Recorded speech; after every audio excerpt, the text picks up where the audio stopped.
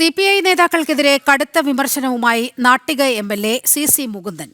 CPM നേതൃത്വം നൽകുന്ന വികസന നിർദ്ദേശങ്ങൾ നടപ്പിലാക്കാൻ പാടില്ലെന്ന് CPI മണ്ഡല നേതൃത്വം നിർദ്ദേശം നൽകിയിരുന്നു.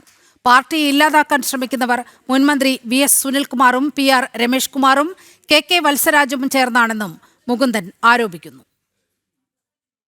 CPIക്കെതിരെ കടുത്ത ആരോപണങ്ങൾ ഉന്നയിച്ചാണ് കഴിഞ്ഞ ദിവസം നാട്ടിക MLA CC മുകുന്ദൻ പാർട്ടിയിൽ നിന്നും പുറത്തേക്ക് പോയത്. ഇന്നലെ ജില്ലാ കമ്മിറ്റിയും എക്സിക്യൂട്ടീവും ചേർന്ന ശേഷം മുകുന്ദനെതിരെ നടപടി ചർച്ച ചെയ്തു സ്വീകരിക്കാനുള്ള ചുമതല മണ്ഡലം കമ്മിറ്റിക്ക് കൈമാറുകയും ചെയ്തിരുന്നു. ഇതിന് പിന്നാലെ നാട്ടിക നിയോജക മണ്ഡലം കമ്മിറ്റി ചേരുകയും CC മുകുന്ദനെ പാർട്ടിയിൽ നിന്ന് പുറത്താക്കുകയുമായിരുന്നു.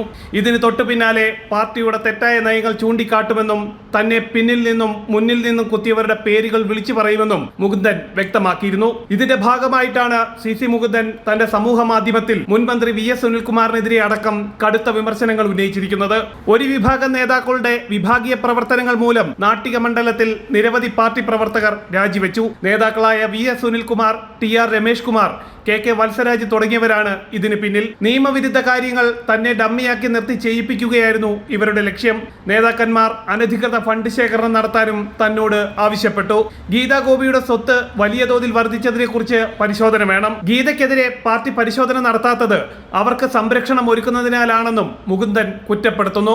വരും ദിവസങ്ങളിൽ കൂടുതൽ വെളിപ്പെടുത്തൽ ഉണ്ടാകുമെന്നും നിലവിലെ മന്ത്രിയും മുൻമന്ത്രിയും അടക്കമുള്ളവരുടെ തട്ടിപ്പുകൾ പൊതുജനങ്ങളുടെ മുന്നിലെത്തിക്കുമെന്നും CC മുകുന്ദൻ വ്യക്തമാക്കി. ജനം, തൃശൂർ.